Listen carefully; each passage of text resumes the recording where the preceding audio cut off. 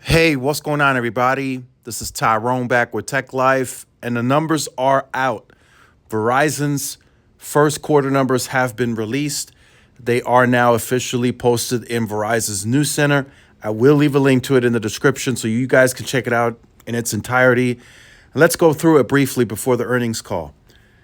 Verizon begins 2024 with strong wireless service revenue growth, solid cash flow, and continued momentum in broadband.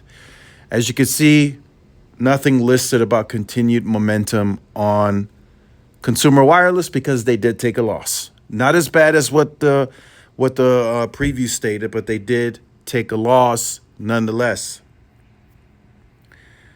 So let's look at it briefly here. The financials still strong, probably in process of getting stronger because they just raised price.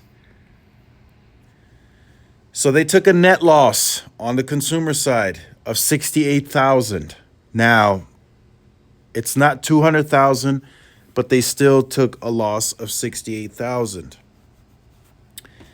Also, retail postpaid phone churn of 0.89% and retail postpaid phone churn of 1.15%.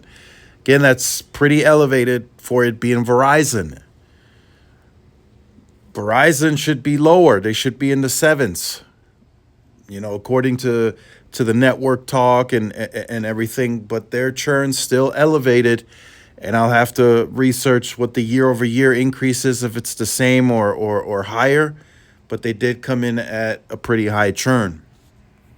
Now, the broadband numbers are looking good. That's why they stated they had a momentum. They added 389,000 total broadband customers. 53,000 of that was Fios.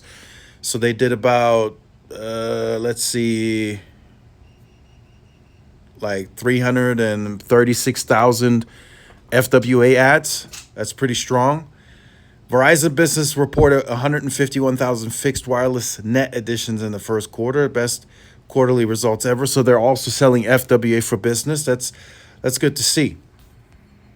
That's good to see. So the rest I'll let you guys check out. I got to hop on this earnings call here in about 30 minutes or so. Takeaways, just quick takeaways. Nothing has changed on the consumer wireless side.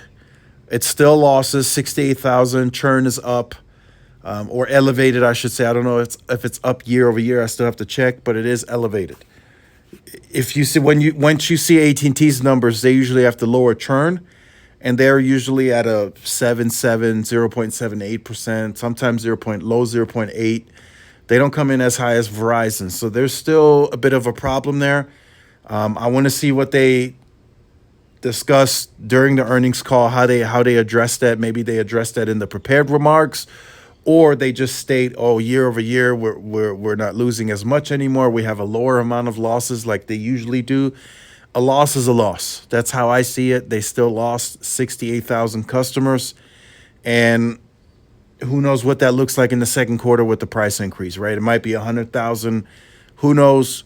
We'll see. I'll check into the earnings call. I'll do the Q&A. I'll sit through that, and then I'll update you guys in a follow-up video. Hopefully there's some good questions that will be asked, and hopefully there's some good answers too, because sometimes the answers, they just dance around and they don't really answer it directly. They just kind of give like this corporate answer, and I'm like, that's what I'm not looking forward to, if it's that. But if it's some good questions, some good answers, then, I'll let you guys know, and I'll update you guys in the follow-up video. So let me know your thoughts. Let me know if you expected Verizon to lose anyway. Let me know if you're kind of surprised that it wasn't as bad. 68,000 losses. There's still a lot of people. So that means they're still losing more than they're gaining. And churn still seems to be elevated.